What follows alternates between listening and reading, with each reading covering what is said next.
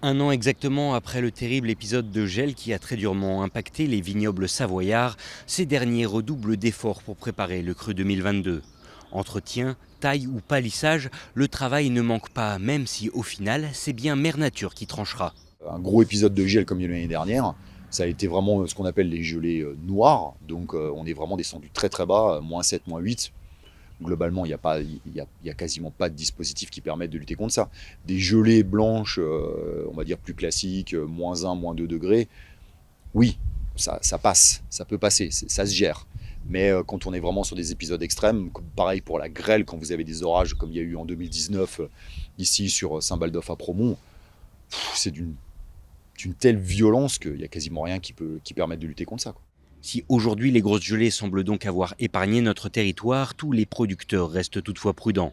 Après une année catastrophique pour la plupart des domaines locaux et une baisse de production de -25% enregistrée sur l'ensemble de la filière savoyarde, la réussite de la future cuvée est plus que jamais essentielle. La période clé, ce sera la floraison pour nous. Là, pour le moment, la vigne, elle est encore en petits bourgeons dans son coton. On vient de passer une période de grand froid avec du gel. Normalement, on est un petit peu épargné parce qu'on a un petit peu de retard par rapport à l'année dernière sur la période végétative.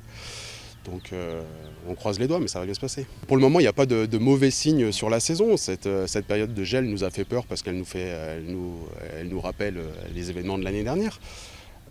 A priori, je pense qu'on est un petit peu passé au travers, peut-être pas sur tous les endroits de la Savoie, mais en tout cas sur le secteur d'Apremont, je pense qu'on est un petit peu passé au travers. Donc on espère surtout qu'on fasse une bonne saison parce que les vignerons en ont besoin. D'ailleurs, sauf caprice météo, les vignes savoyardes pourraient bien connaître cette année une saison des plus fructueuses.